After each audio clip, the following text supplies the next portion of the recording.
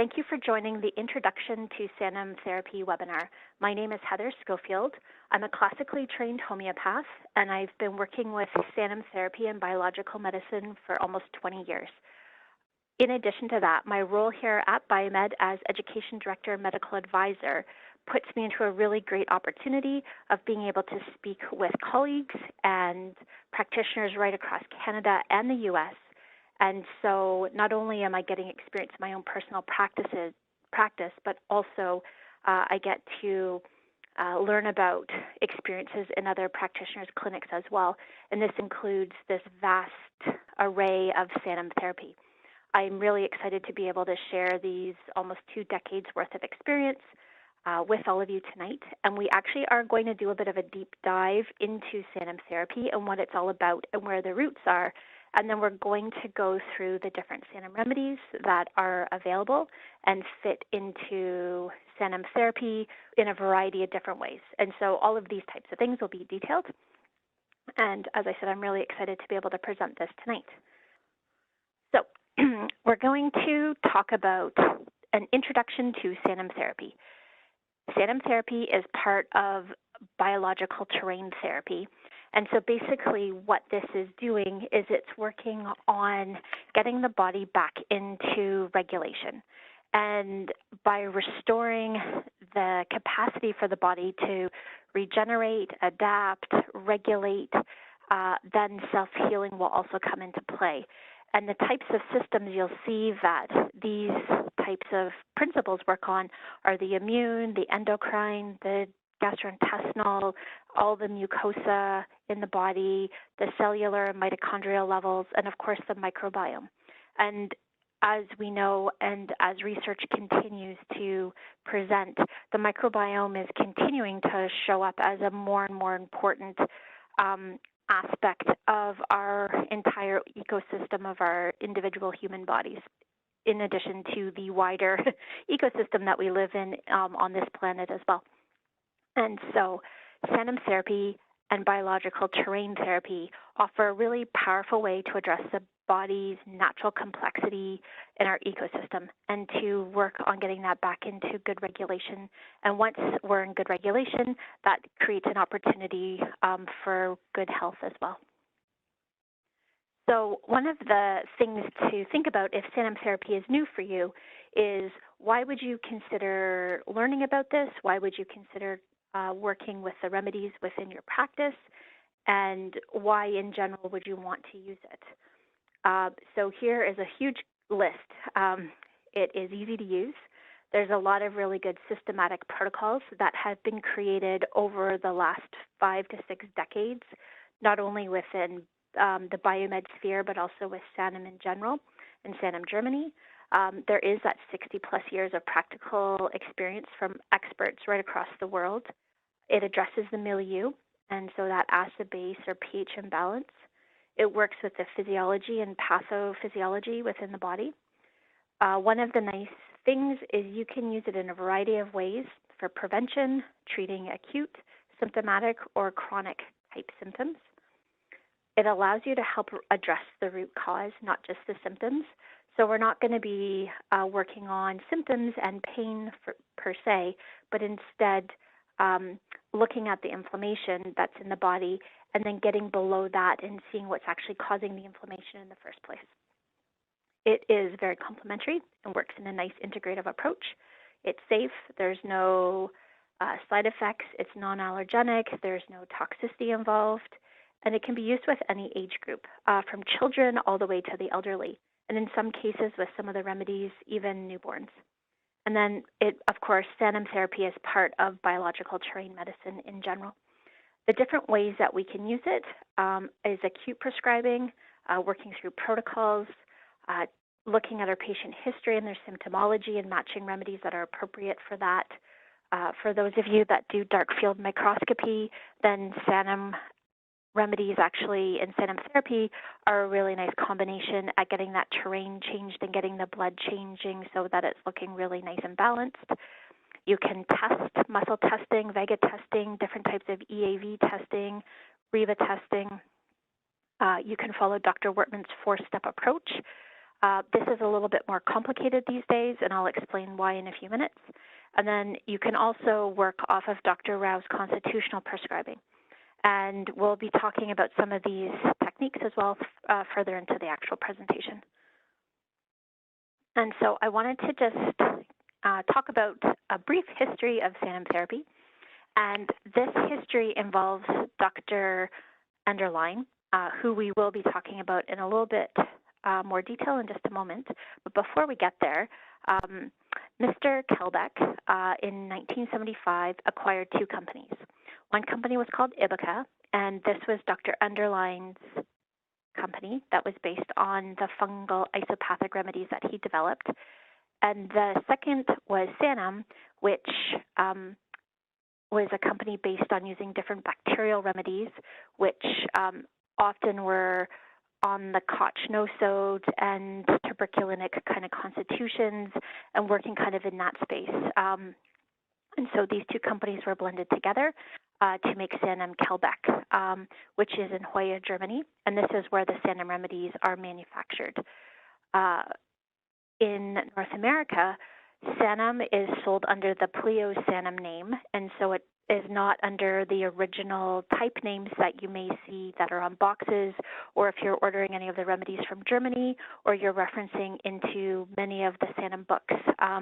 So it's just an understanding that the Pleo Sanum name is a North American name that's adopted both in Canada and the United States, and these would be the Pleo remedies, for example, Pleo Pin, and then in Sanum, Germany, that same remedy instead would be called Penicillium.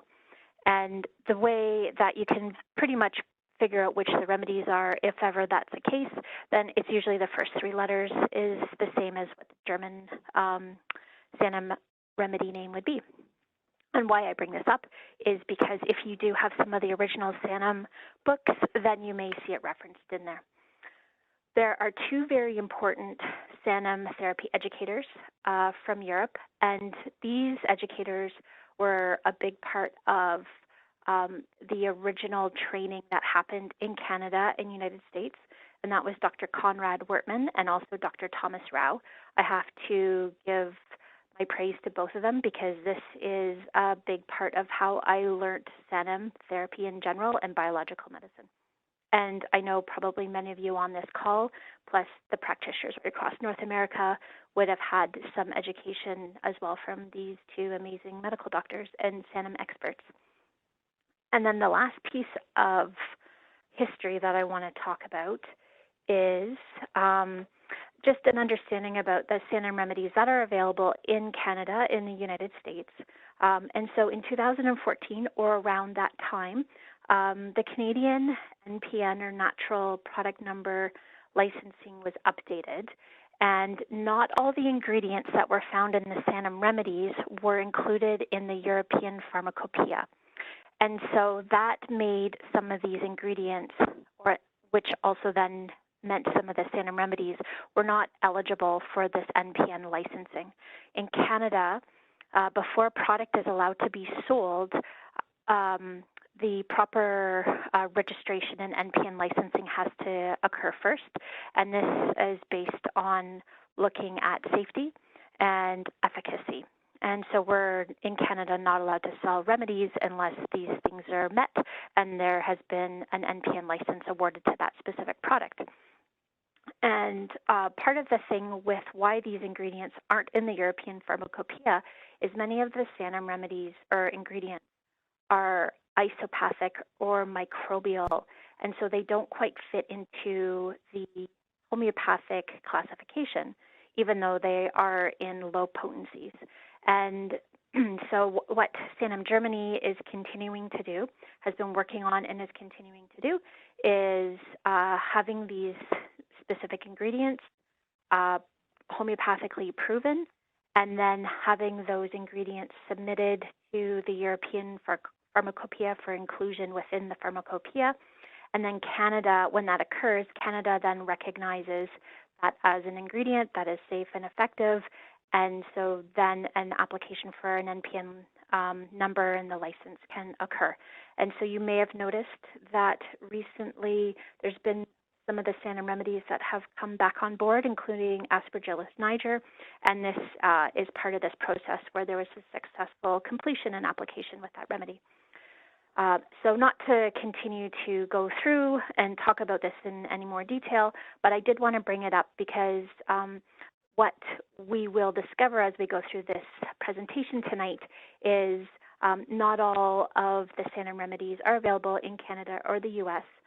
You can still, of course, order them from Europe for private use or personal use. And so I'm going to focus mainly on all the remedies that we do have available, but there are a few that are referenced throughout that may be of special interest if you want to try those as well and get them from Europe.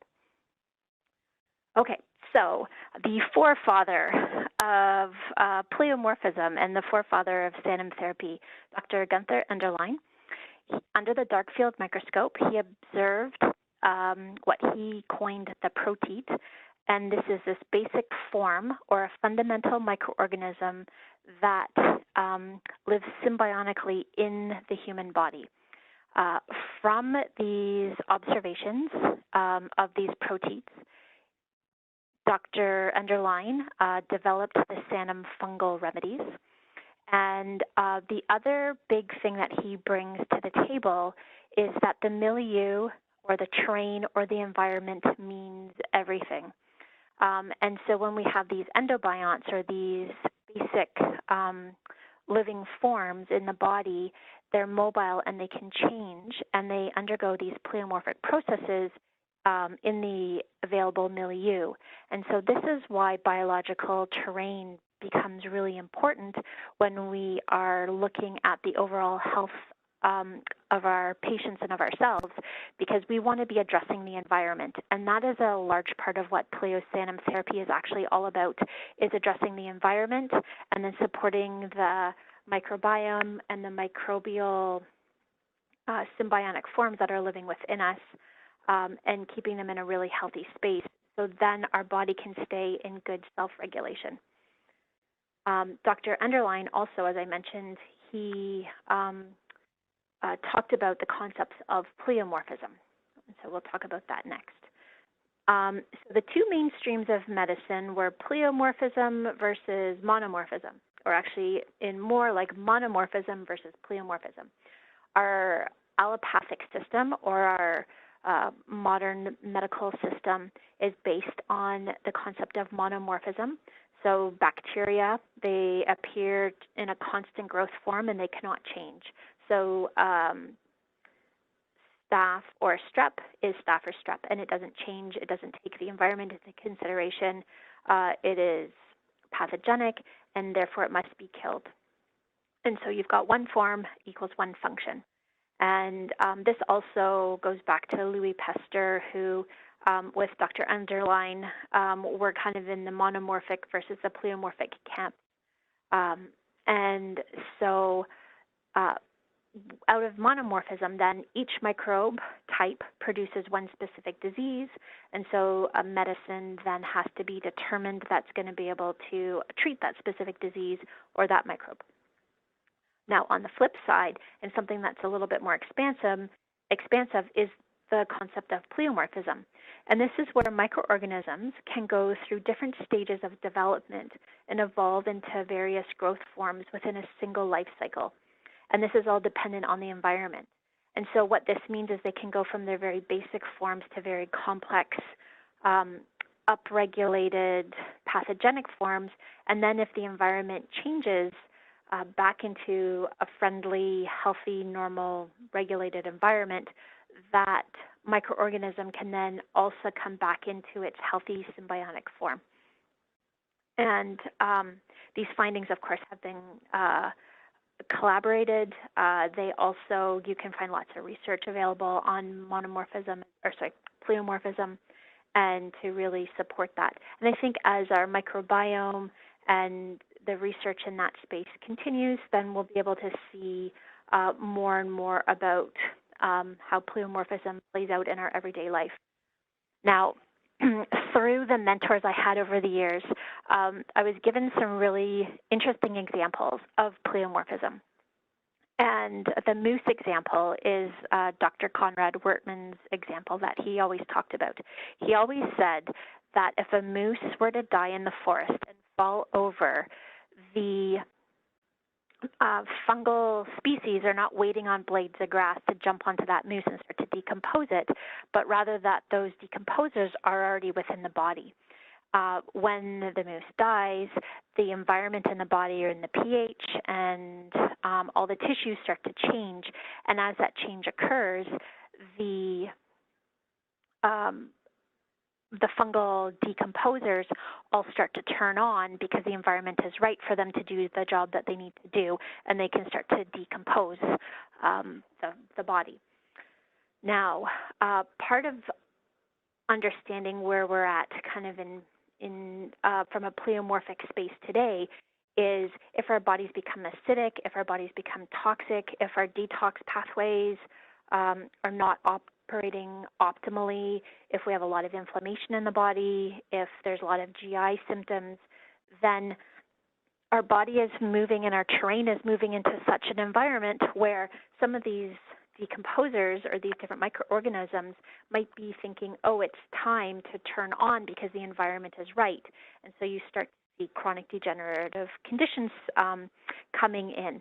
And that fungal species, it doesn't know how old somebody is. So it's not like, oh, well, you're only 40 years old, so you shouldn't have all these issues. It's just going and kind of turning on with its environment.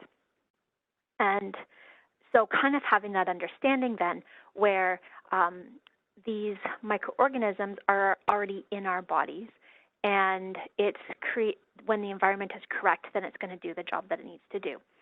If you're looking at a fishbowl now, as a further to this example, if you have a really clean, healthy, pristine, well-managed, self-managed environment, then the fish plus the plants plus everything else in that fishbowl is going to be happy and healthy.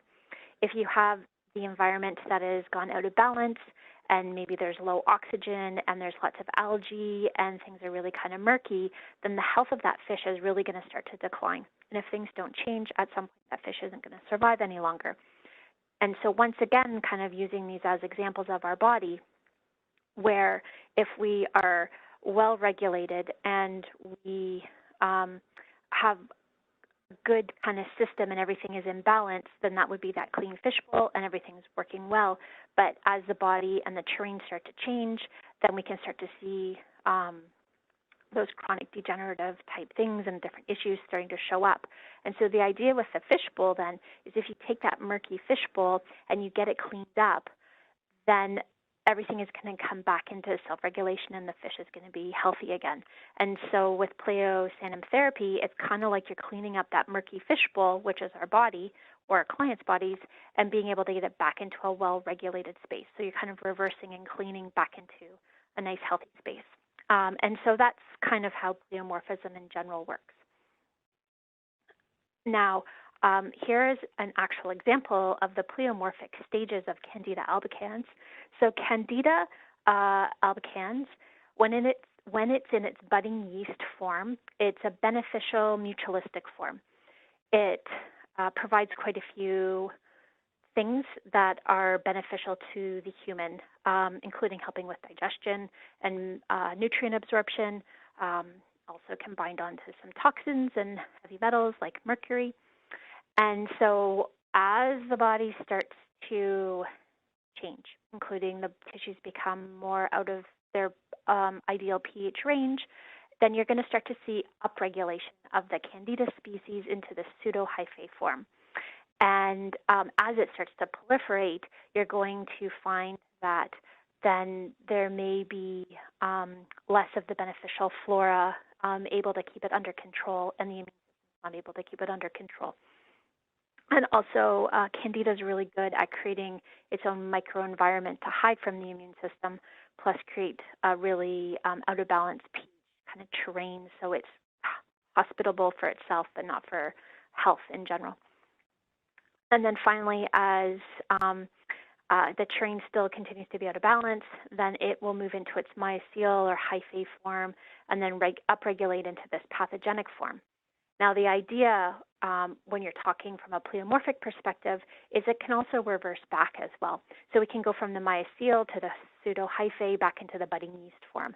And so this is very possible, and this is actually what's happening when we're working with the Pleo Sanum remedies, and we're working with the environment and doing trained medicine in addition. And we'll actually talk about Candida and then Candida fix kit, which will kind of support this whole process. Now, there's a few definitions I just want to mention. Not so much to go into it in detail here, but it will definitely be something that you can refer back to. And I do see that somebody had asked what isopathic means, and so here is a good time to talk about what that actually is. Okay, so isopathic means a substance that's known to the body and is used for therapy. For example, lactic acid or Candida albicans. A proteid is that minute protein colloid that's present in all plants and warm-blooded mammals. Survives the death of the host, and it can be passed on through the placenta to unborn children. They're non-pathogenic. They're physiological forms. And in respect of the Sanum remedies, what they do is they kind of mate with the higher valence pathogenic forms, which helps to break them back into the smaller, countless basic forms. So in a very basic nutshell, the isopathic remedies, that's how they're working. So you're using microorganisms or some substances along that way that's known for the body to get things back into balance. And now the endobiont, this is where mucorrhizmosis comes in, and we'll be talking about mucorrhizmosis in more detail. It occurs in every single cell in the human body and also in every warm-blooded mammal. And it can increase or decrease microbial complexity within the environment. And it has very specific functions like blood viscosity and keeping the blood flowing, supporting the immune system and structure within the body. And that's the endobionts in general. And then the cyclogeny, this just means about upward development of the non-pathic proteid into a more complex and potentially pathogenic form. And then also the downward development back into the basic forms, which are non-pathogenic. And all of this happens based on the milieu or the environment. So we change the environment, and then we have the opportunity to get the microorganisms back into their healthy spaces as well. Okay, so now I do want to talk a little bit more about mucorrhizmosis and Aspergillus niger. These were the two species that Dr. Underline had coined as these endobionts, or these basic life forms that exist in all warm-blooded mammal cells. So all of our human cells with mucorrhizmosis and Aspergillus niger in their very basic forms. And when I'm talking about these, I'm talking about these as species. I'm not talking about these as molds that people are getting really sick from, or airborne type things, or black mold that you see growing in the corner of a damp, dark cupboard or bathroom. We're talking about these in respect as endobionts, according to Dr. Gunther Underline's research. Mucorrhizmosis as an endobiont, or Mucorrhizmosis friesen, it's all to do with flow in the body. It has an affinity with the blood, the cardiovascular, and the lymphatic systems. It helps to regulate microorganisms that affect blood viscosity. It breaks down fibrin-based blockages, including pathogenic biofilm. So you can see on a very root level, mucorrhizmosis and keeping it in its healthy, low valence, physiological and symbiotic form is really important for some very basic components of health. And that is about keeping congestion out of the cardiovascular and the lymphatic systems. It is also about microorganisms, regulating other microorganisms. And this is areas of research that things are still moving into and we don't know a huge amount about. Even though we've had remedies from Sanum, Germany and from Dr. Underline for decades and decades and decades. And then also the biofilm. it's something else that, is talked about more kind of in our more complementary alternative world, but it's still not fully understood. And so the biofilm can create these amazing complexes in the body, but it also blocks self-regulation and health. And so being able to break these down so that everything can be well run in the body or self-regulated is also really important. It's the pathogenic biofilm is important. If you have a more forward-thinking or biological dentist, then they understand about biofilm in the mouth and the importance of keeping that broken up through brushing your teeth and through flossing and through using the water pick and through rinsing with salt water or baking soda and water, and just really keeping that environment in the mouth as healthy as possible, because that supports all the microorganisms, the 400 plus different species in your mouth, so that then your gums and your teeth and kind of your oral health is very good. So now we've talked about Mucor rhizomyces friesen. Now the other species to talk about is Aspergillus niger von Teegen. And so Aspergillus, in its basic endobiont form, has to do with structure. It influences structure in the body. It has an affinity as a microorganism in this healthy endobiont form with the tissues, especially the bones, the joints, the connective tissue, and the lungs. It's also associated with cell wall functions, carrier systems, transportation across cell walls, so communication, detoxing, nutrient absorption is all part of that aspect of what the Aspergillus niger affinity is with. And so when Aspergillus niger, the environment changes and it upregulates, that's when you start to see kind of more of those mold situations, but you also start to see issues with the tissues, structural issues. You start to see inflammation, you start to see crystallization. So for example, kidney stones or gallstones or uric acid. So for gout, you'll start to see hardening of vessels. You may also see arthritis and joint inflammation showing up as well. And so that's what it looks like when it's upregulated. And those are our symptomology when we're looking to figure out what we need to do to get them back and downregulated. I didn't mention for mucorrhizmosis, but the types of things you'll see there are cardiovascular and blood type issues, increased fibrin, increased congestion, like hemorrhoids and varicose veins, lots of cardiovascular and heart type issues, and a lot of lymphatic congestion as well. So as I mentioned, these are the basic protit forms found in the human body. They have a symbiotic or a healthy relationship with the human body, where they're inherited from our parents, so we've inherited them, these species, and they have physiological activities in the body when they're in their natural low valence, healthy physiological state. Also, they're virtually indestructible. They can survive really high temperatures, which brings to a quick point. If you are a meat eater, know that you will also then be eating endobionts, mucorrhizmosis, that is found in the mammals, like cow or beef, for example.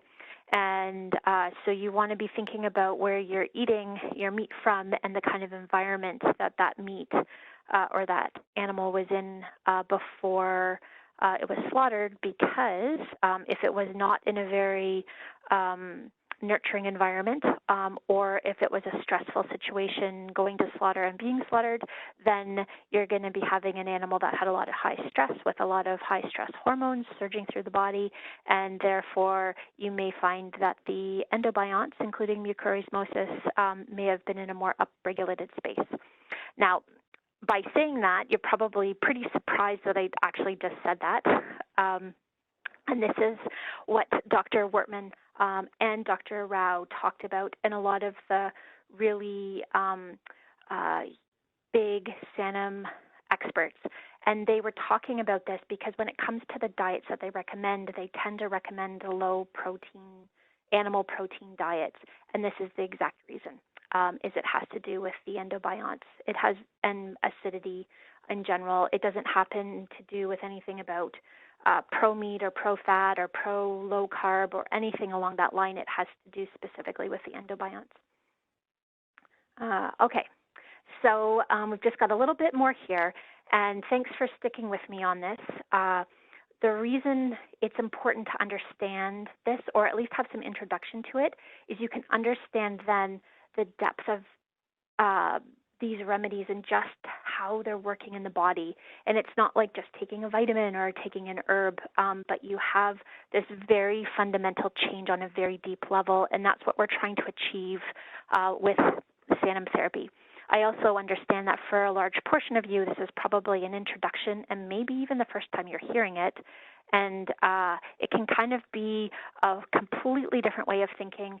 It definitely takes time and listening a few times and learning over and over to really get a feel for what it's all about.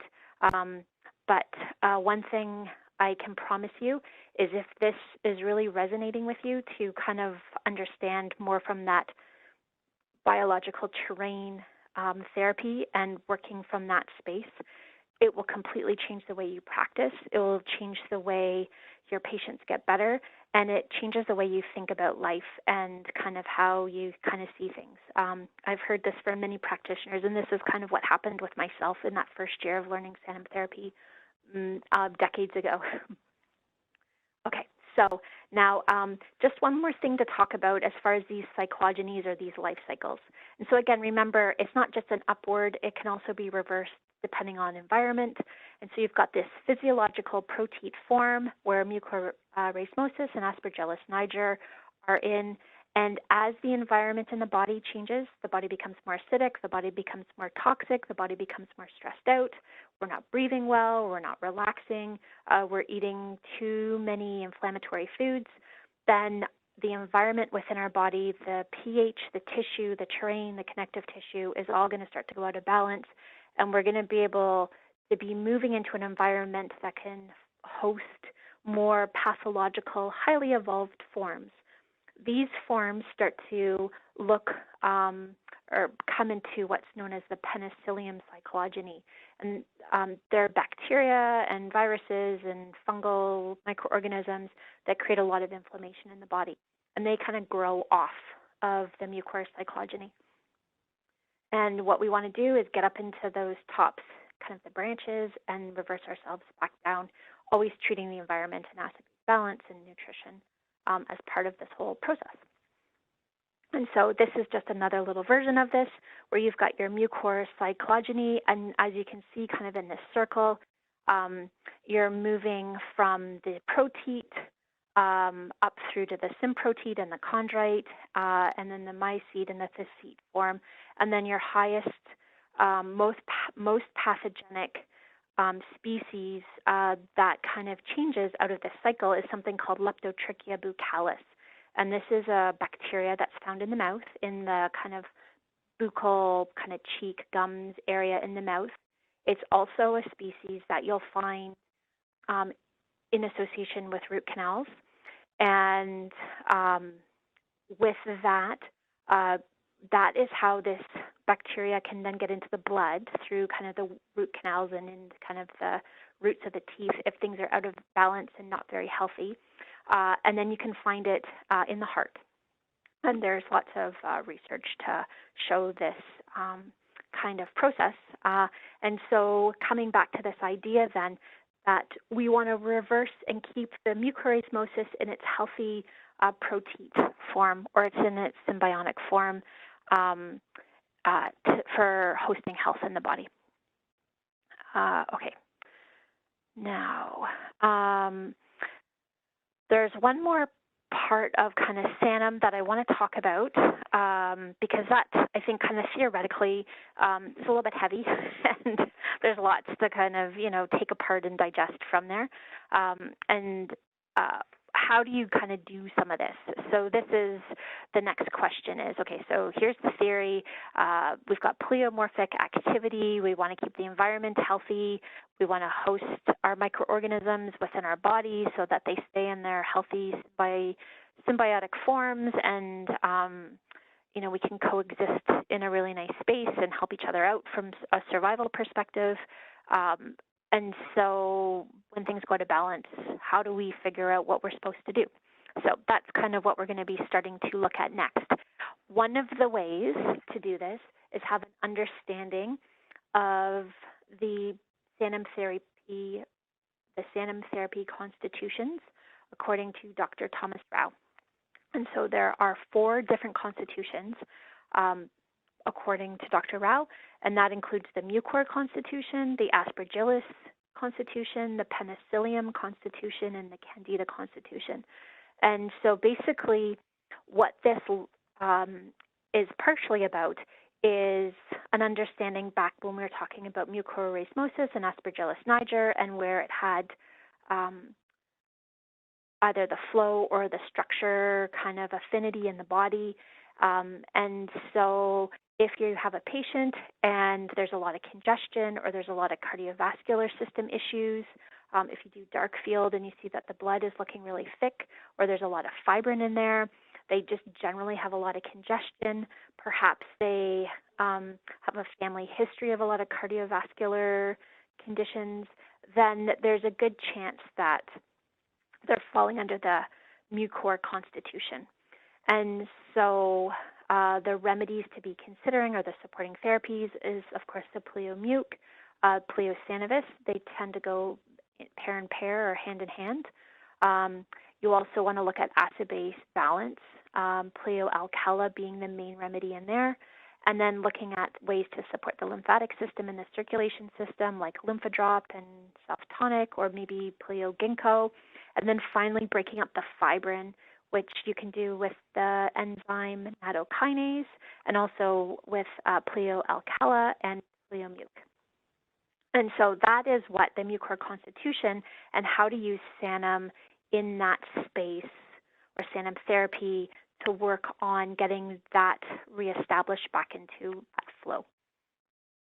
When you're looking at the Aspergillus Constitution, again, it's about the structure of the tissues or issues with the tissues. And so in that group of patients, what you'll see is issues with bones, tendons, connective tissue, musculoskeletal system, skin, nerves, GI system, glands, lungs, kidneys. So how we were always taught was either it's like a cardiovascular or lymphatic issue or a tissue issue. So cardiovascular lymphatic is the Mucor, and then everything else is Aspergillus niger. And the type of supporting therapies for Aspergillus Constitution, of course, is the remedy Aspergillus niger, and it goes hand in hand with Pleo Citro. When I say things go hand in hand, the Aspergillus niger as that endobiont, it actually feeds off of citric acid, and so that's why it's a nice combo. And the mucorrhizmosis in the endobiont form, it feeds off of lactic acid or L-positive lactic acid. And so that's why the Pleo Sanum plus the Pleo Muc are together. So back to Aspergillus Constitution. So Aspergillus niger, Pleo Citro, acid-base balance, because whenever you've got structures issues with the tissues, there's almost always going to be a pH balance issue as well in there, or pH imbalance. Looking at potentially kidney and lung remedies like the Nesman solidago or buco or bronca, working at reducing inflammation in the tissues, so serrapeptase or curcumin are things to consider. Now, there is another constitution called the Penicillium Constitution, and this one's a little bit different. So this is about inflammation in the tissues. If you remember that tree, that Penicillium Constitution is starting to show up once the terrain or the environment has changed in such a way that things are now upregulating into a more pathogenic space. And so now you're going to start to see bacterial, viral, or fungal microorganisms causing infections and inflammation in the body. And so the Penicillium Constitution then falls into the whole inflammation and infection category. So that is not necessarily in an acute situation, but it could be tendency towards chronic infections, tendency towards getting bronchitis every year, tendency towards strep throats, tendency towards bladder infections or urinary tract infections, tendency towards a lot of GI inflammation, and lots of inflammation in general, so sore throat, ear infections, bladder infections, sinus infections, bronchitis, even Candida to some degree. And so the supporting therapies in this space really are more antibacterial and antiviral, but not kind of from a kill approach, but more a downregulation approach.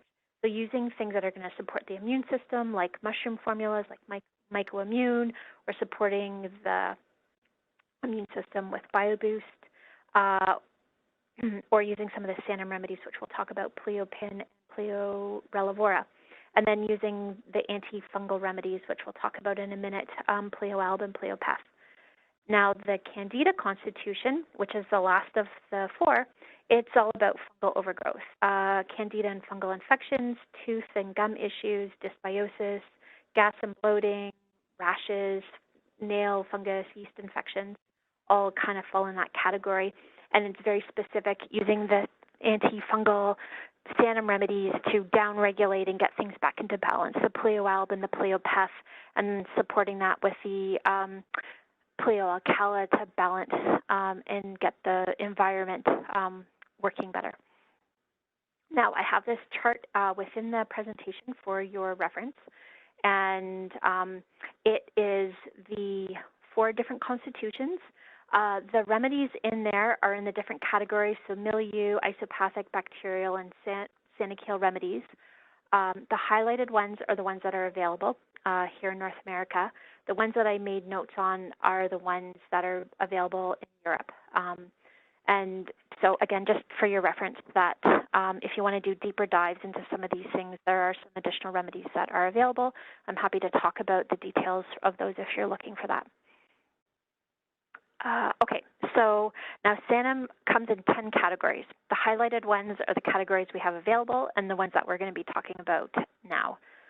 And so the first thing I want to talk about are the milieu remedies. And so these are the remedies that address the acid-base imbalance, support cellular activity, and change the environment in the body. They become the most important base foundational remedy in any sort of protocol, whether you're only using these milieu remedies with all your other formulas that you already love, or you're using these with some other Sanum remedies. That part is very flexible. The most important part to remember is that the milieu remedies change the environment back into a healthy space, which is going to support healthy microorganisms and allow the body to get back into self-regulation. So the milieu remedies are really important. Okay, so then when we're just talking about that environment again, because we haven't really talked a lot about biological terrain and kind of what that all means. So to talk about it just for a moment, an acidic terrain or an acidic milieu, it occurs when the regulation mechanisms in the body become overwhelmed. The detox pathways become overwhelmed. The body's not able to get out the excess acid or excess hydrogen ions, and so the tissue starts to accumulate that. There's toxic loads that maybe are not able to be excreted, and over time kind of builds up. So a lot of this has to do with our detox pathways, our liver, our kidneys, how well those things are functioning, our guts, and how our bowels are moving, and then also our acid-base balance. And so the goal with that is to flush out those excess hydrogen ions, which is causing the acidity, and to obtain or get back to a proper pH balance. All the tissues have different pH ranges, and when we're alkalizing, the beauty in that is whatever the normal and healthy pH range is, it will fall back into place, even though you're using an alkalizer, which is fairly alkaline. Now, a few notes on the terrain. An acidic terrain is prone to inflammation, reactions, allergies, toxicity, pain.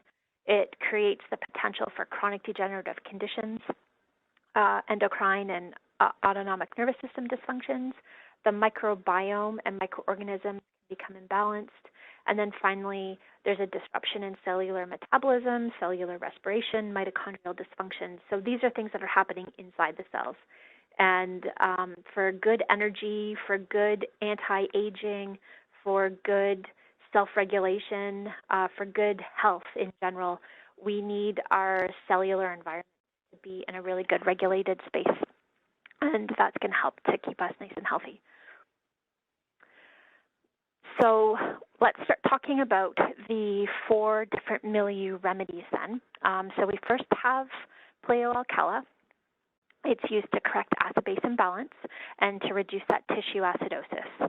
As I mentioned before, acidity, when it's out of balance, it can create all kinds of things like heartburn and GI disorders, joint issues, inflammation, allergic reactions, and the list goes on and on and on. Alkali will help flush out the toxic acid or the excess hydrogen ions, but it doesn't actually replace lost minerals. So this is not a mineral formula, but instead this is an alkaline salt formula specifically to get pH back into balance. Always with an alkalizer, you want to take it with warm water on an empty stomach. This part is extremely important because you don't want it sitting in the stomach to interfere with digestion. And so the warm water means that the body doesn't have to warm the contents of the stomach up to body temperature. And the empty stomach means that it's not going to end up interfering with digestion, and then it can kind of move through the pyloric sphincter into the first portion of the duodenum, which is very alkaline, and then it can get absorbed, and the bicarbonate component of alkali can start doing its job as that raw material for better hydrochloric acid production, better pancreatic enzymes, and better bile salts. When doing pH, it can take up to 3 months. Sometimes it might take longer depending on the patient to mechanically shift that acid out of the body. You want to follow that with an alkaline diet, and rather than kind of randomly alkalizing, alkali does come with pH papers, and so you can get that initial pH baseline, and then you can measure on a monthly basis to determine dosing and also duration. Now, just to put a plug into the webinar we just had last month with Maureen Fontaine, she did talk about pH therapy and acid-base balance. And so if this is something you're interested in learning more about, that webinar is available to listen to in our archive. I can always add a link into the follow-up email that I'll be sending so that if you would like to learn more, the information is there to do so. Okay, so now the next pH remedies are not the pH remedies, the milieu remedies. We've got Pleo Citro, which is citric acid. It's an organic acid that's used in the Krebs citric acid cycle to create energy, or ATP. So this formula is amazing for helping the body produce better energy. And also, generally, it has a lot of function within the cells and increasing that cellular metabolism. It can work at reducing fluid retention and inflammation, and it helps to balance the pH. And it's also really important because it has that connection with the Aspergillus niger as food for it, so it's got a connection to all the structural issues in the body as well. Pleoform is formic acid. As an organic acid, it's used specifically to decrease inflammation and inflammatory reactions in the body. Originally, this, as a single homeopathic remedy, was derived from crushed red ants. And the ants secrete formic acid. So if you've ever had a run-in or an encounter with red ants, then you will know that there's a very distinct smell to those red ants, and that's the formic acid that you're smelling. And formic acid works a little bit like a dilator, so a bronchial dilator. And so with the respiratory portion, this remedy works really nicely in bronchial asthmas and reducing respiratory inflammations. It also is really great at reducing inflammation in connection with allergic reactions. And then finally, it's used to reduce inflammation with the muscles and the joints, so like in arthritis and rheumatism. It can also help to reduce that uric acid buildup in the system if somebody has excess uric acid or gout symptoms. And then finally, for sensitive individuals, it can help them detox better or reduce the inflammatory reaction to toxic exposure, chemical toxins for the sensitive or multiple chemical sensitive individuals. Okay, and then the last milieu modulator to talk about is Pleo Sanum. It is L-positive lactic acid as an organic acid that's helping overall with the metabolic functions in the body. It works at helping the mitochondria work better. What happens when the body becomes really congested is then you have less nutrient flow and less oxygen exchange happening between the connective tissues and the actual cells. And so things get very congested and can get, fairly toxic as well. And so then the cells are not able to bring in nutrients, but they're also not able to excrete out as well. And when the mitochondria end up in low oxygen environments, then it flips over to something called sugar metabolism, and that's how the energy is derived. However, the byproduct from sugar metabolism is positive lactic acid, which is the pathogenic lactic acid, and so it just creates a more acidic environment for the cells. So Pleo Sanum then is in that L-positive lactic acid form, so the physiological healthy lactic acid, and it really helps to clear out that D-negative lactic acid in the body. So whether it's in the cells, it's in the connective tissue around the cells, or it's in the muscles because you just had a really big workout, the L-positive lactic acid or the Pleo Sanum really helps to kind of clean the body out from that perspective. And then there's conditions that are associated with it, like chronic skin conditions, chronic fatigue, fibromyalgias, and then lots of things that have to do with chronic degenerative stuff. Again, Pleo Sanum is associated with the mucorosmosis, so cardiovascular, lymphatic kind of falls into its category and arena as well.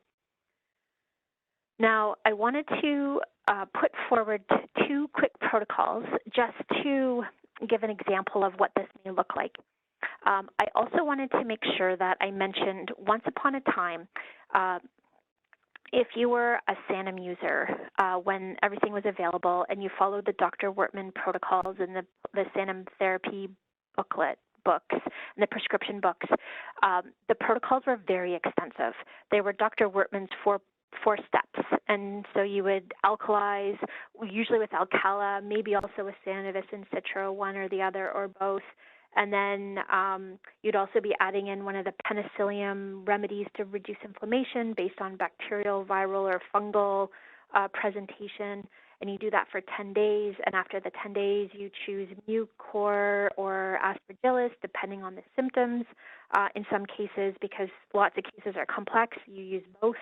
And you do that Monday to Friday. You continue your original remedies as well. And then after 30 days, then were specific bacterial remedies that you would start to layer in to help with getting inflammation and the immune system back under control. And then finally, there was some other specialized remedies that you may add in depending on very specific microbial type situations. And so these protocols were expensive. They required a lot of product. There was a lot of staying very exclusively within Sanum and not necessarily going outside of that. And so what I have personally done over the years is really tried to figure out how to make this a lot more user-friendly so that things weren't so overwhelming. And also the price tag wasn't huge, because putting those protocols together for patients, then having the patients buying them and being on these remedies for months at a time, sometimes, it added up. So I always felt the most hardy and the most dedicated would work through these protocols. You would always get amazing results, but it was not always the easiest way to do it. So using osteoporosis as the first protocol, as an example, understanding from a biological medicine perspective, osteoporosis is a condition of impaired structural metabolism of the inorganic and organic bone mass, where one of the issues starts to come in, and this is something that's, again, not really talked about, even kind of in our more complementary alternative medicine space, is a lot of the time, or osteoporosis, it starts to become an issue when you have increased acidification of the tissues, and also potentially a very high consumption protein-rich foods. And so it's more of an issue of this rather than a deficiency of calcium. And I am very happy that, you know, we have a lot more information now about using vitamin K2 and D3 and really looking at that rather than just talking about calcium, and this is the issue. The other thing in this whole scenario and why it's relevant is when you have too much acid and too much protein in the body tries to buffer it with the electrolytes or the minerals drawn from the bones. And so our bones are our source of our magnesium, our calcium, our sodium, and our potassium. And if there's too much acid in the body is naturally trying to buffer these to kind of keep it dampered down and try to be able to excrete it out. And as you draw from the bones, then you are going to leach out the calcium, and you're going to also have other mineral problems. And then this is what makes those bones weak and brittle. And so at the base of any osteoporosis protocol or bone health or poor mineral density, you always want to alkalize. And so Pleo Alkali becomes just one of your most important remedies in this protocol. You can also support with Pleo Citro and Pleo Sanum because it's working kind of on the entire environment. We have this really beautiful bone health and osteoporosis support formula, Bone Sure, which includes plant-based or algae-based calcium and magnesium. And then it also has some other really bone-friendly vitamins and minerals like boron and vitamin D and vitamin K. And so by working at the acid-base imbalance and then supporting with the appropriate nutrients, then can be really helpful at helping patients start to get their bone mineral density back. Okay. Now, here's something a little bit different. If you yourself like to perform as far as endurance or exercise, or you've got patients that are also wanting to really support their ability to exercise, then here are some really easy remedies to use. So to enhance and prolong energy expenditure, support the milieu, and allow the body to recover faster, using Pleo Sanum and Pleo Citro are your friends. Those are the two most important things. You can give them before exercise. You can give them after exercise. The Pleo Sanum will help to recover from the lactic acid buildup in the muscles. Self-tonic is a herbal formula that is used as a macro and micro circulation formula, so it really gets blood flow to all the tissues so that you can get the lactic acid out once the Pleo Sanum has got it really mobilized. And of course, B12 is a good energy formula as well. But Pleo Citro and Pleo Sanum, of course, is the star in kind of this endurance. So whether you want to increase your endurance, allow endurance to just generally be more sustainable and improve recovery afterwards, then the Citro and the Sanum are musts. And then one more example with heartburn. So heartburn also comes back to this whole acid-base imbalance situation and often is characterized by insufficient hydrochloric acid production that usually feels like it's overproduction. And so working on acid-base imbalance helps to improve hydrochloric acid production in general. And then there's some modified eating habits and maybe some weight reduction that should also take place. And so the two remedies, super simple and straightforward, Pleo Alkali to work on that acid-base imbalance. And while you're working on that, the remedy absinthium, which helps with increased hydrochloric acid production from the parietal cells in the stomach. So it really helps with digestion as a bitter as well. Okay, so next I want to start to move into the Pleo Sanum isopathic fungal remedies. And so again, reminding everyone, isopathic are a substance that is already familiar with the body. And so these are species that are already familiar with the body or already exist within the body, and we're using the healthy forms in order to get the body back into self-regulation and to get the balance back in the microbial world as well. So Pleo Alb, Pleopeth, Pleomuc, and Pleoneg are the next four remedies that we're going to review. And so Pleo Alb, it's a Candida albicans species, and it's working for chronic systemic fungal conditions.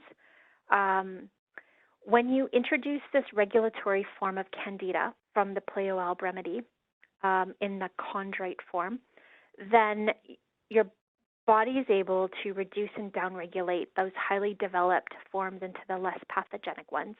And so therefore you're reducing fungal infections and inflammatory processes that are related to that. And then the overburden of the fungus, you're reducing that as well. And so the types of things that you can be using this with are Candida, fungal overgrowth, GI conditions including gas and bloating, nail fungus, athlete's foot, groin itch, vaginal yeast infections, urinary tract infections. Now, the other Candida species, Candida parsilosis, it is for more localized yeast-type conditions. Often it's the kind of fungus you'll see when it's first entering the body, and you'll tend to see stuff on the skin, maybe within the mouth. For younger women that maybe have had the first or second vaginal yeast infection, those are the types of places that Pleopeth could be used. Also in infants with thrushing cradle cap. And you may see some skin stuff, also some fungal kind of situation on the external portion of the ear, and maybe some lymphatic congestion as well. So just to mention about how to put this and make it practical is the Candida protocol that we have. We have two of them. We have this specific one in the CanFix kit, and so it includes the Pleo Alb drops and basic tab, which is very similar to Pleo Alcala, and a probiotic. And so what you're doing is you're changing the environment, you're supporting the immune system, you're putting in healthy microorganisms, and you're working at downregulating the Candida with the Pleo Alb drop. We're not killing Candida, we're downregulating it back into its healthy form. You are going to get some die-off as the more high-valent pathogenic forms die off. You also want to be looking at a restorative Candida diet, so lots of fiber, not a huge amount of animal protein. You also want to make sure you're not having a lot of processed foods or sugars in there, but some fruit, especially the high-fiber ones, are okay. Digestive enzymes really important. Just generally support digestion, especially if there's lots of gas and bloating. And then you can follow up with Pleopeth after the Pleo Alb is complete if there's still some lingering symptoms. Just a note on Herx reactions. If they occur, you stop the Pleo Alb in general for that time, drink lots of water, and work on getting those detox pathways opened up. There's a few things that can be happening with a Herx reaction. Sometimes it can be an indication that the detox pathways are not as open as they should be. So, for example, the gut and the bowels and the liver and the kidneys. Sometimes it could be that things are just too chronic and you're just pushing a little bit too fast for the body to catch up, and that's why you stop the Pleo Alb drops. And sometimes a Herx reaction is actually mercury that's being released because Candida, interestingly enough, can hold up to 150 times its own weight in mercury in its cell wall. Or in its external membrane. And so Candida, one of its physiological functions is to bind onto mercury to try to protect the body. And so usually if there's an overload of Candida, there's usually an overload of mercury as well. And sometimes that Herx reaction can be more of a mercury toxicity reaction. And so how to address that is to add chlorella in with the Candida kit, and what that will do is be able to bind on to any liberated mercury and help get it out of the body. So there's a question that just came through about the Candida bundle different versus compared to the Candida protocol. And so the CanFix kit is very straightforward. You've got an acid-base balance remedy for the environment. It also supporting the immune system and kind of digestion in general. You've got the probiotic, which is helping with the microorganisms that help control the Candida, and you're downregulating with Pleo Alb. When you start to move into the bigger Candida protocol, some of these additional things that I was just talking about are built into the protocol. So before you start to do any Candida work, you're opening up the detox pathways first with the Nesman Detox Kit, liver, kidney, lymphatic. You're using colon cleanse to open up the bowels to make sure that they're moving well. You add the digestive enzyme in there to make sure that the fiber and the foods are being digested better, so there's less bloating, and then also serrapeptase is added into the mix because serrapeptase helps to break down biofilm, including Candida biofilm. And then once that has occurred, then you move into the Candida fix kit with some of that support still into the mix. And then you may, in the third phase of that, repeat it over again, depending on how chronic the patient is. You are so welcome, Gemma. Okie doke. There's two more things to talk about here, Mucor and Aspergillus. So I know we talked a lot about mucorrhizmosis already. So just to kind of bring it back together, as a reminder, it's about the cardiovascular and lymphatic systems. The main influences are any disturbances, cardiovascular and lymphatic, blood stasis, congestion. It's really about the flow in the body. And again, Pleo Sanum supports the activity of mucorrhizmosis. Now, currently what we have available is the Pleomuc eye drops. And before I talk about that, as the eye drops, which are pretty great in themselves, because the eye drops are sterile and they basically only contain the mucorrhizmosis and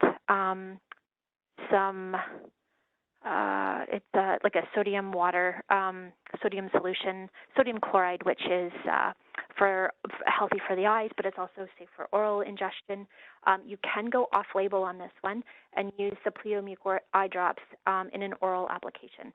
And so while we don't specifically have a Pleomuc remedy available right now, because I'm still working in the background about getting that into the European pharmacopoeia, we do have this remedy, and off-label you can use it as an oral application for that Mucor Constitution. Now, talking about Pleomuc eye drops in how they're labeled, because again, they work on circulation and congestion. So they bring more circulation to the eyeball, which helps to bring more nutrition to the eye, helps to reduce oxidative stress, helps to reduce congestion if there's congestion in the eye. And so it works on all kinds of eye conditions, whether they are acute or chronic. So things like glaucoma and cataracts, or things like dry and irritated eyes and conjunctivitis. And there's just a note here about how to apply the drops. So you want to use the outer corner of the eye and put the drop there. And what that does is it washes across the entire eye before it goes in down through the tear duct. And then that makes sure that you have optimal presentation across the entire eye. Okay, so now I want to talk about Aspergillus niger. And so you may notice that this is not a Pleo remedy. However, the Pleo remedy, because the application has been accepted, we were able to get a substitute in for right this time, and then the Sanum one will be available once it's been completed in manufacturing and shipped to us in Canada and for the US as well.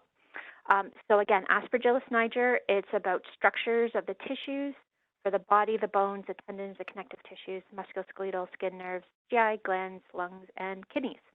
And so respiratory and lymphatic are really important, as with all the musculoskeletal type tissues as well in the body. And Aspergillus niger would be the remedy to include if these are the types of symptoms that are presenting. And again, Pleo citro often is in the same protocol with the Aspergillus niger.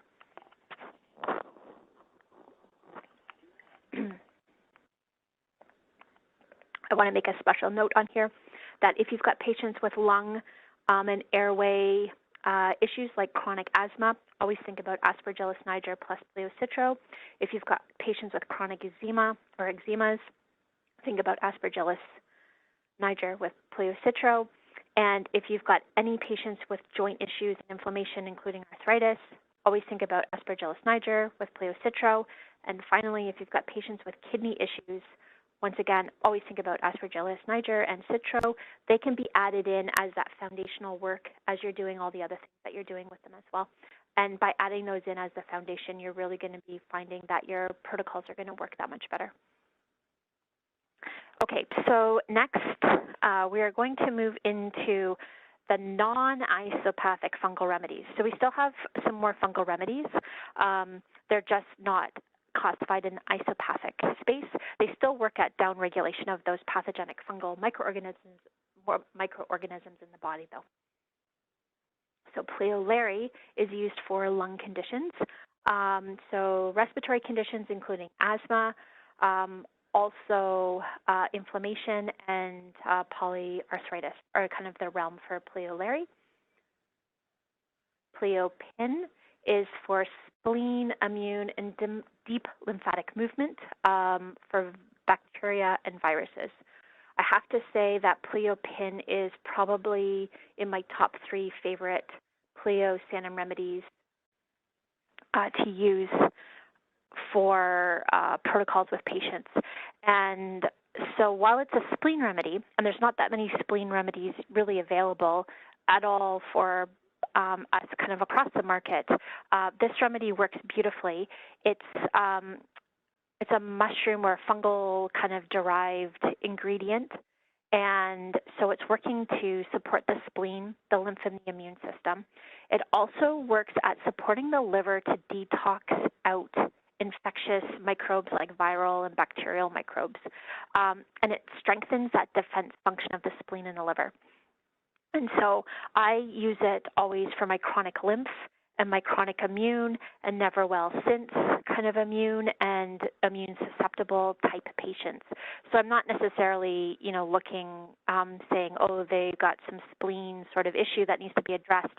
I tend to look more kind of in the lymphatic and immune susceptibility category to use Pleopin.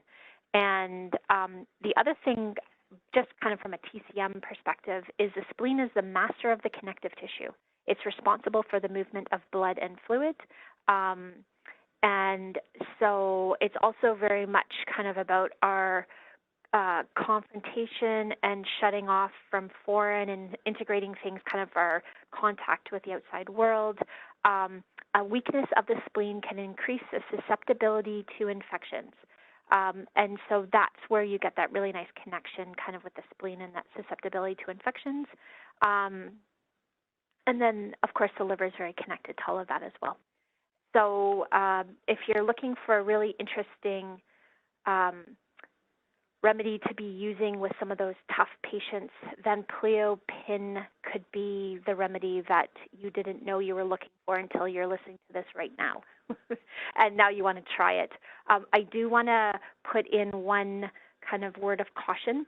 If you are working with patients that do have a lot of immune congestion, if they do have a lot of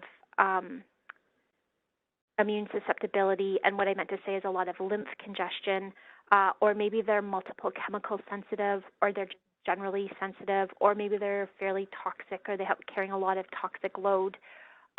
You don't want to go too fast with Pleopin.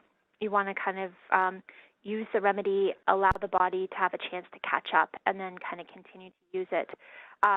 So in here, what I would suggest in many cases is start with the drops and maybe start low at 5 drops once a day, see how the patient feels. If they feel good, they continue. They could also try using one suppository once a week, and then just seeing how they feel. I do know from my personal experience, when I was using the Pleopin, I ended up using the suppositories, and then within a few days I was very lymphatically congested, and I could actually feel the chain of lymph nodes in my arms and kind of in my neck and then all down my torso. And so I definitely was pushing my body way too fast. So just kind of a word from a clinical experience to not necessarily go too fast in those more immune compromised and or lymphatic congested or multiple chemical sensitive patients. And then we have a question here from Maureen just about duration. So Pleopin, it really depends on the patient. But if you are looking for those patients that have that tendency towards lymphatic congestion, have that tendency towards immune susceptibility, then it's something that you may want to be using for quite some time, but not necessarily on a daily basis. So it could be used from a Sanum perspective more in like a suppository once a week, or drop 2 or 3 times a week, and then doing that for a month's duration. So let's say 2 to 3 months, and then kind of reassessing to see where they need to be at. again, just talking from personal experience, I know that generally when I was originally working with it, it was probably for about 3 months, and I did see, and so did my naturopath that I see, lots of really great change in my reaction overall, and kind of it being a better, healthier kind of immune space and less lymphatic congestion overall. And then sometimes I do find that I need to kind of go back and revisit it, and kind of do a bit of a tune-up, which may be kind of a suppository once a week for 3 or 4 weeks, and then I'm kind of back on track. So I find with PleoPin, it's one of those things that if you're working kind of more constitutionally or long-term with your patients, it could be something that's done a little bit more intensely in the beginning if they can handle that, and then a little bit more of an infrequent dosing over a longer period of time till you're getting the desired health effects from them. Okay. So moving on to Pleo Usti, this one has a very specific function, and that is uterine bleeding. Now, Ustalago is a fungus that grows on corn, and I remember when I was in homeopathic college learning about this as a single homeopathic remedy, where we were told that cattle, if they got into the cornfields and they ate corn that had the Ustalago on it, the cows would bleed, and if they were pregnant, that they would lose the fetuses. And so this is very much a uterine bleeding kind of remedy. Now, and this is talking about eating it as an actual fungus, not as a specific remedy that's been made with no side effects and non-toxic. So Pleo Usti then, its function is within the uterus and uterus conditions, and so that includes things like dysmenorrhea, bleeding in between periods or very heavy bleeding with periods, menstrual and menopausal symptoms, and menorrhagia, so heavy menstrual bleeding with or without pain. Pleo Usti, it works really nicely as a remedy that, I think I have a protocol next, yep, for dysmenorrhea. It works as a vasoconstrictor, so it's helping to constrict up the blood vessels, and it helps to slow down the actual flow of blood, and so that's why it's so useful in those uterine bleeding type situations. So therefore, it's helping to reduce and control uterine blood flow. When you're dealing with dysmenorrhea with your patients and helping them with that, then Pleo Sanum plus Pleo Usti are the two Sanum remedies to consider. And then the Nesman remedy, female tonic, can help with hormonal balance. And then if there's a lot of water retention, you could also consider putting Parsagus, which is a parsley asparagus formula that works like a diuretic to help with the water retention, and or with Pleo Citro. And so that's what a protocol like that would look like. Okay, so next I want to start talking about this other category of remedies called the Pleo Sanikil remedies. And again, it's like a lot of really big theory, deep theory. I'm not necessarily going to go into a huge amount. There's a really cool book available that actually describes this in detail. Once upon a time, we had 13 remedies, and so we're really kind of diminished in what's available, but what we do have available is still pretty great. It works on what's called cell wall deficient forms, and so let's talk about what that is. So a cell wall deficient form is a bacteria that is in the body, and then you use an antibacterial or an antibiotic, and it strips the cell wall off of that bacteria, and then you end up having this this kind of impartial or like non-complete species floating around within the body that the immune system can no longer recognize. Or you may have polysaccharide extracts, kind of protein bits and lipid bits that are floating around, again, that the immune system can't actually recognize. And they would be from different infectious bacterial species. Now, so let's say somebody did have an exposure to E. coli. They had diarrhea, maybe they took an antibiotic, and they've never been well since E. coli. Or they had a strep infection or a Candida or Staph infection or Pseudomonas, and kind of the list goes on and on. Then the idea with the Sanikil remedies is when you take it, it forms this thing called a hapten, or a complete antigen. So it's an antigen-antibody reaction where it tags that cell wall deficient form or that carrier molecule, and then the immune system's able to recognize, again, what it needs to get rid of and then does its job. So the Sanikil remedies are like those hapten molecules that are tagging and flagging so the immune system can take care of those bacteria or the extracts from the cell walls of those bacteria. So I hope that just kind of in a nutshell makes sense. It helps to eliminate those bacterial toxins or the proteins that were released during those earlier infections but were never actually eliminated from the body. And the nice thing with the Sanikil remedies is generally there's no reactions ever when people take them. There's no undesired proteins. There's no lipid A, which can create toxic effects from the lipopolysaccharide from gram-negative bacteria. There's no allergic or toxic reactions that occur. They're very gentle and really kind of clean the system out nicely. So when to use these? Never well since, after antibiotics, chronic disease, after Candida infections, never well since, or after many infections of the remedies. And what the dosing would be 5 to 10 drops once a day for 4 weeks or until the bottle's finished, and then take a break and then repeat if necessary. Many instances, 1 bottle is all that you need. The list there on the right is the list of all the remedies that are available, at least in Europe, and we've got 3 of them still in Canada, in the U.S.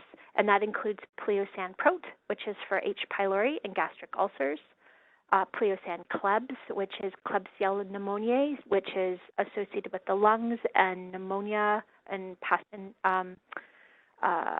pneumonia infections, or like long-term effects like pleurisy type things or asthma, and Pleo Sanum Staph for staph infections. So whether that's from the urogenital or sinusitis or skin or folliculitis, it kind of works in that whole space as well. So the next 3 slides kind of detail that. So the Pleo Sanum Klebs, again, for respiratory pneumonia or never well since pneumonia or reoccurring pneumonias. This is generally where Pleo Sanum Klebs, where you want to really think about it or be triggered to think about it, and lots of kind of more chronic respiratory stuff. There we go. We've got a pneumonia protocol here, or sorry, it's a support protocol. So you've got Alcala and Citra and Sanavis in there, and then you've got the Pleo Sanum Klebs, which is one of the most important and kind of key remedies. We haven't talked about it yet, but there's a remedy called Pleo US, which is an immune remedy that's in there for the lungs, and then vitamin C support as well. All right, now Pleo Prot or San Prot is for H. pylori, viral and gut issues.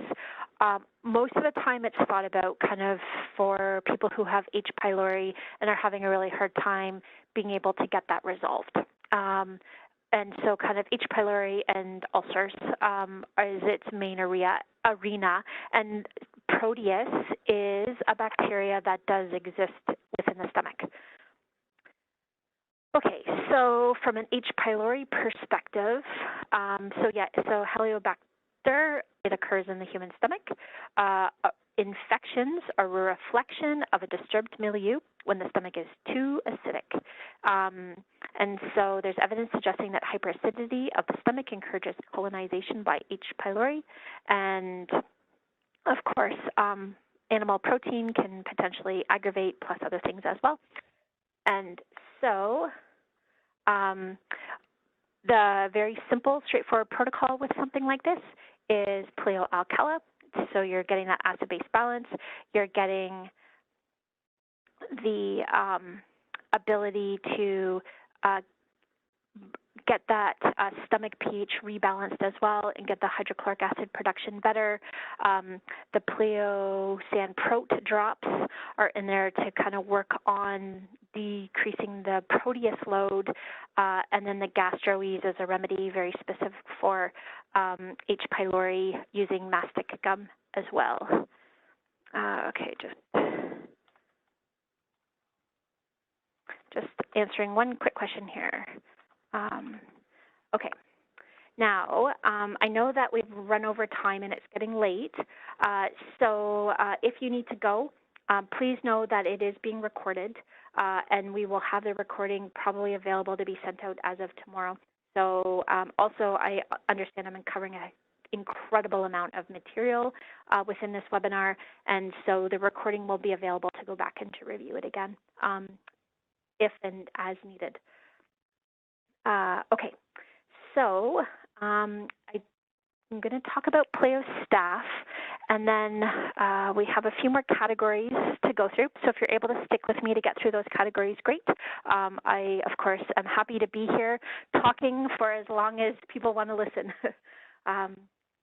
Okay, so for the Pleo staph, it's for staph infections, whether it's acute, it's chronic, or reoccurring. So there's a susceptibility to infection, and the Pleo Remedies work to help to decrease that load as well.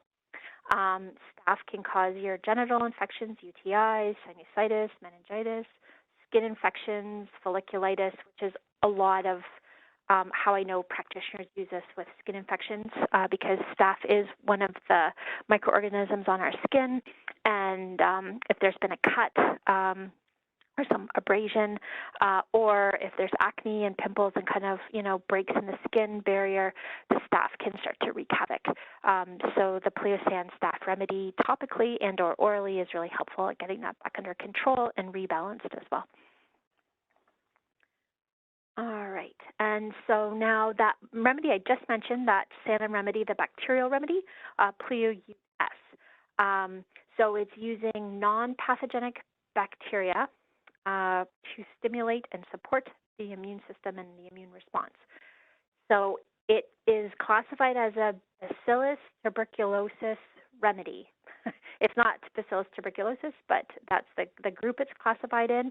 It's actually specifically Mycobacterium flea as a species, so a Mycobacterium species, and it works to stimulate the lymphocytes in the body for an immune response. Historically, this was a remedy that was used for pulmonary tuberculosis. If you remember from the very beginning when I was talking about the history of Sanum, I talked about Dr. Gunther Underline's business called Iboga, which was the fungal remedies, and then Sanum's business with the bacterial remedies. This was one of those original bacterial remedies, and back in those days, so this is going back into the 30s and 40s, when there wasn't necessarily the antibiotics that are used today, and so tuberculosis was a big problem, and a lot of these bacterial remedies were kind of used in these types of cases. So there's a little bit of a history kind of where this is kind of about and where it originally kind of came from. Okay, so Mycobacterium flea, it's beneficial to human beings. Originally, it was discovered from the blood of the cold-blooded sea turtles, and from the 1700s. Ute S, or Pleo Ute S, it's used for all chronic lung conditions, conditions of the respiratory tract. So lung conditions, extrapulmonary TB, pneumonia, autoimmune, it helps to stimulate the lymphocytes and work to absorb fermented toxins. It stimulates the immune-specific defense mechanisms, and it helps to repress or downregulate those pathogenic bacteria. So this remedy is a very strong immune remedy and very strong kind of lung respiratory remedy as well. Now, moving into the glandular remedies, we have three of them: Pleochrysostan, Pleoribostan, and Pleothyme, and they are all classified as organotherapy. Now, Pleochrysostan, it's pretty interesting. It's organotherapy using placenta hydrolysate extract, and it's working to balance sex hormones.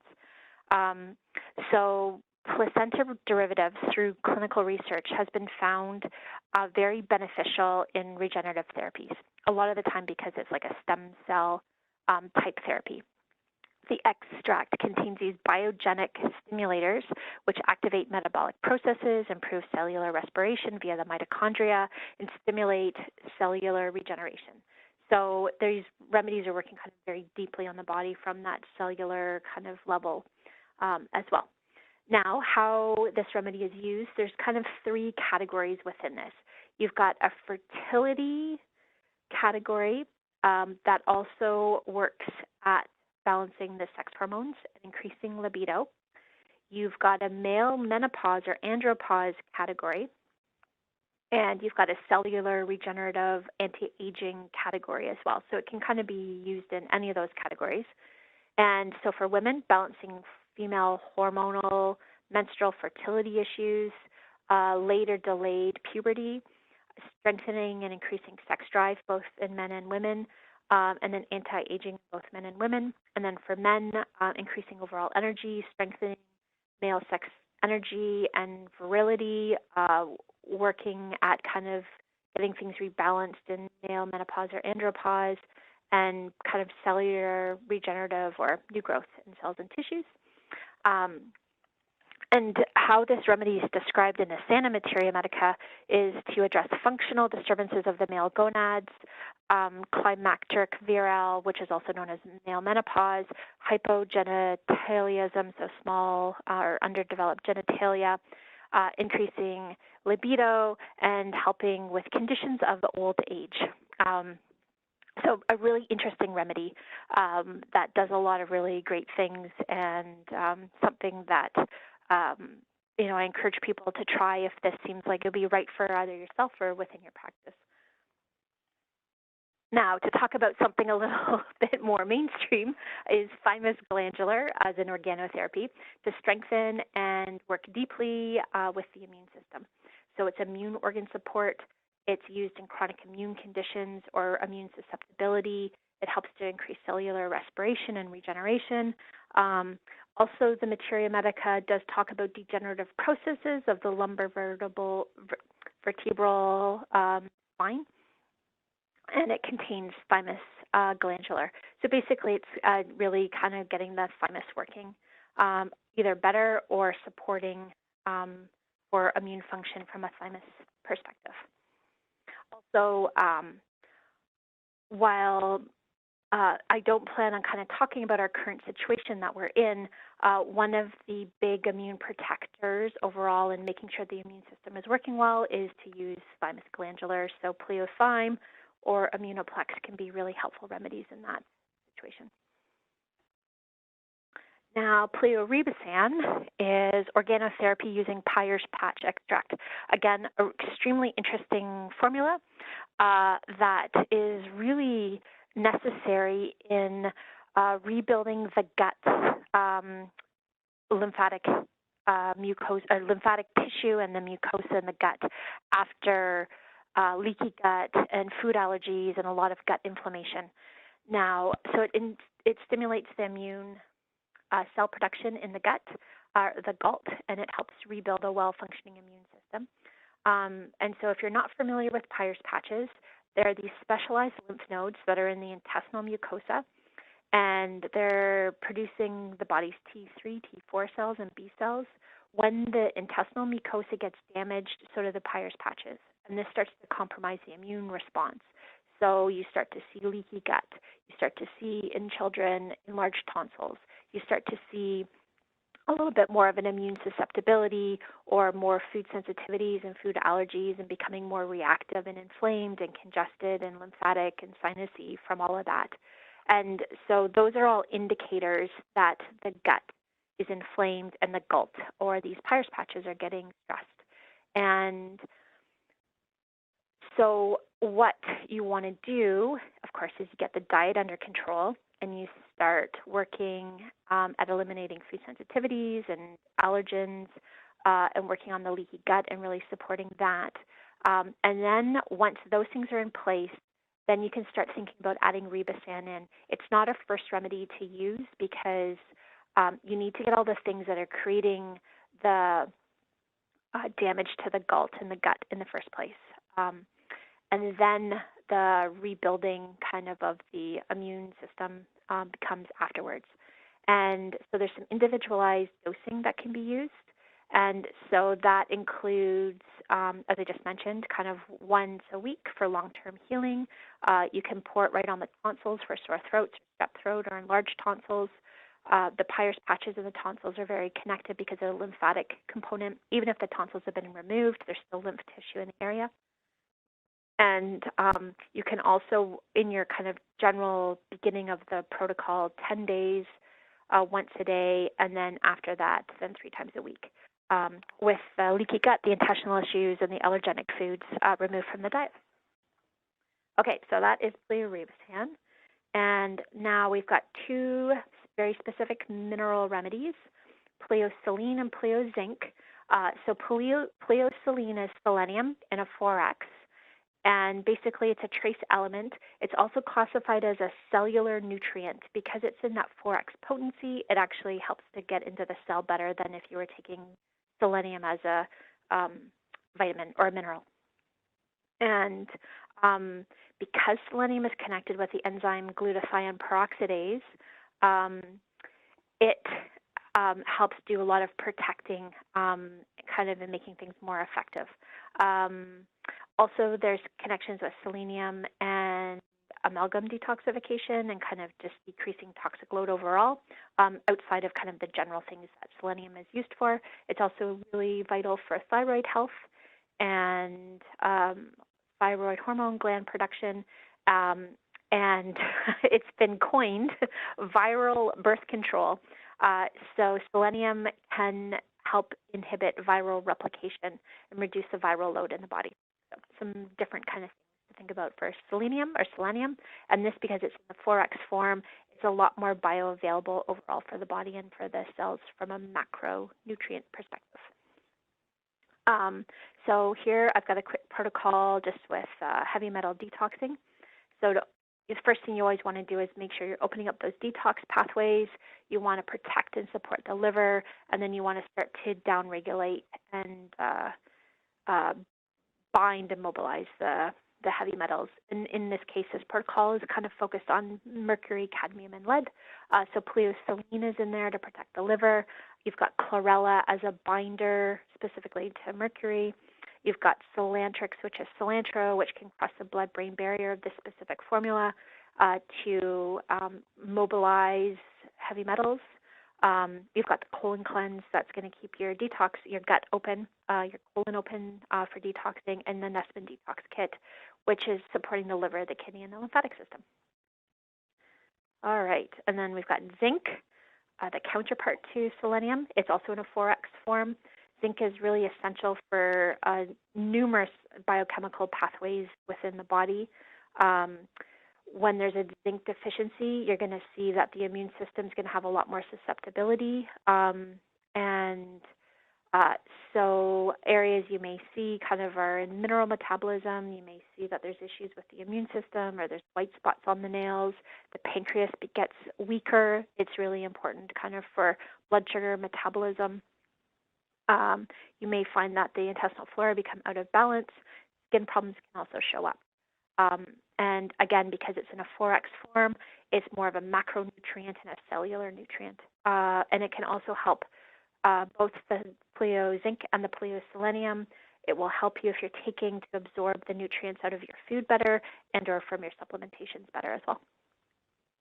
Okay, so I promise we're getting close to the end. We've got just these last 5 botanical remedies to talk about. So Pleo cerevi, it's a derivative from Icelandic moss. It helps promote circulation, excrete metabolic waste, and it also breaks up biofilm.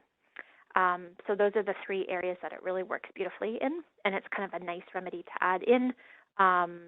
Maybe not a primary one, but definitely kind of as a support remedy. Pleo ginkgo.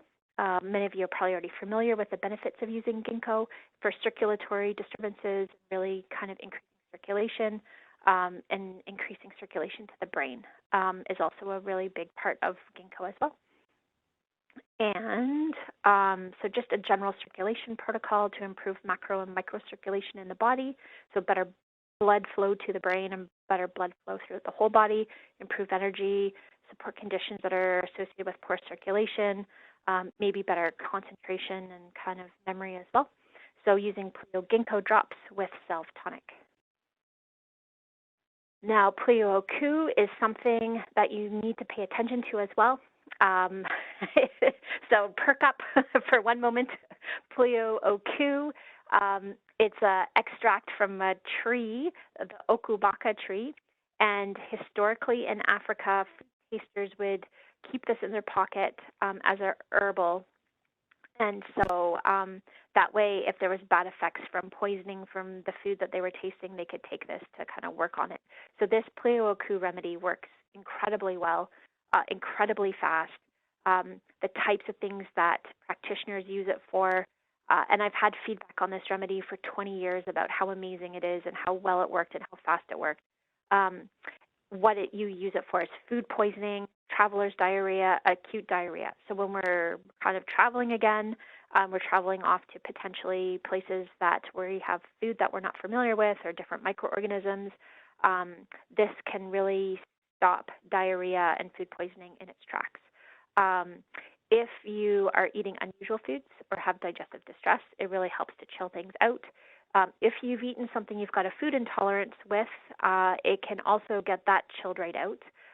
So it really helps digestive support and eliminate metabolic waste, can help reduce acute dietary allergic reactions, preventing traveler's diarrhea, and in some cases it can also be used for parasites. Dr. Rao, in his lectures when he was coming to North America to talk, he always said that it was a crime if a mother did not carry Pleo in her pocket at all times if she had young children. So it's something that is a really good emergency remedy, and sometimes you don't know when it's going to strike. Traveler or diarrhea. So it's kind of one of those good ones to always have a sleeve of these tablets in your bag or in your car or at your workplace. Okay, I could go on, but I will not. So diarrhea protocol, cases of diarrhea, acute, chronic, or prevention, acute traveler's diarrhea, food poisoning, overindulgence, food intolerance, or drinking questionable water, Pleo tabs or drops. Either acute, prevention, or overindulgence, there's different ways to dose it. So acutely, you do 5 drops or 1 tablet under the tongue every 30 to 60 minutes until symptoms resolve. Often within 3 to 4 doses, things are back in balance and working again well. Prevention, so if you're traveling or you're not sure, you can take 5 drops or 2 tabs twice a day for the entire travel period. Or if you've eaten something or Thanksgiving's coming up and you're going to overindulge or there's some intolerance, then you can take 12 drops or 1 to 2 dabs under the tongue to also get things kind of rebalanced as well. And this is kind of how I personally use it in my own family.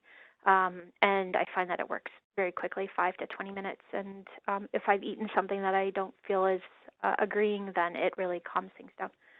You can also add Bacillus coagulans to the mix as well because it's a good probiotic for diarrhea or after antibiotics. Okay, and then we've got Pleo relevora.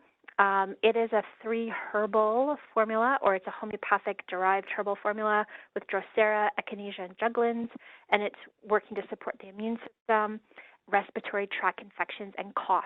So it's a cough remedy. Whooping cough, hard coughs, coughs in general, cough with the respiratory tract, upper respiratory tract infections, and so it really kind of is very specific in that arena. We're moving into that season. So this would be a remedy to consider potentially for your patients right now to have available for them. And then finally, Pleo usnea. So it is a derivative from beard moss, and it eats waste. It's termed as a waste eater.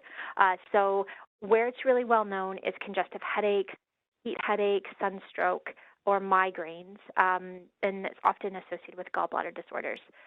So headaches is the main thing to think about with Pleo usnea or usnea, and then the second place is if there's a lot of metabolic waste or excretion, then you can use it in that space as well to really kind of clean patients up, especially if they're reactive when you're detoxing them. Okay, so let's bring this all together. And so Pleo Sanum, Germany, they just did a big rebranding. And so the 3 elements of Sanum therapy: regulation of the systems, regulation of the base, and regulation of the immune system. And that's kind of where it all works. Now, application-wise, you probably saw within the presentation that there's a lot of different types of products that I put in the sense of there was drops, and there was tablets, and there was capsules, and there were suppositories, and there was some ointment, and there were some ampules. So this slide here just gives an indicator of what all those forms are, and then some typical dosing. I didn't necessarily add the dosing in on every slide, but this kind of overviews what that typical dosing may look like. And then I do have this summary, and so it kind of breaks it down into the different categories, and it lists the remedies in those categories, and it talks about therapy duration, so how long to be taking the remedies for, and the kinds of things that it will address as well. So this is kind of a big overview, and if Sanum is something that's resonating with you and you want to introduce Sanum therapy into your practice, or you're already using Sanum therapy and you want to develop a deeper understanding for it, this summary chart will be really helpful just to kind of understand about these specific remedies and how to use them a little bit more kind of in a depth way. And then finally, if you want to bring it all together and make it really easy, the intestinal kit was done or created for you to make it easy. It's derived from Dr. Thomas Rao's intestinal program from the Paracelsus Clinic in Switzerland, and it is designed to restore intestinal health and support that regulation of the body's internal environment. So at the very beginning of this presentation, I talked about that was one of the most important things to do, and that's what biological terrain therapy does, is it works on the body's internal environment to help support re-regulation or self-regulation of the body, and so that we're creating opportunities for good health. The intestinal kit does this from the intestinal perspective, so it's working to rebalance natural acid, base, or pH levels through the entire body. It's rebuilding the intestinal mucosa and supporting the microbiome. It's replenishing healthy intestinal flora, so again, supporting the microbiome, and reestablishing a strong immune system. And then you want to follow the hypoallergenic diet. So with the intestinal kit, we have a protocol that goes very specifically with this. It's made very simple and straightforward. It's a two-phase process, and it's really easy for patients to follow because everything is all there and contained together. And so I will make sure that I send a link in that follow-up email for you so that you have more information about the intestinal kit. And if you're looking for a place to start and try Sanum, then this is a really nice place to do that. All right. So thank you for taking the time to learn about Sanum therapy. So then what I want to wish you is all an amazing evening.